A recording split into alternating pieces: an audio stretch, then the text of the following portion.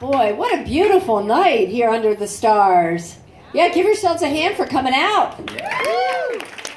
Yeah, I'll tell you.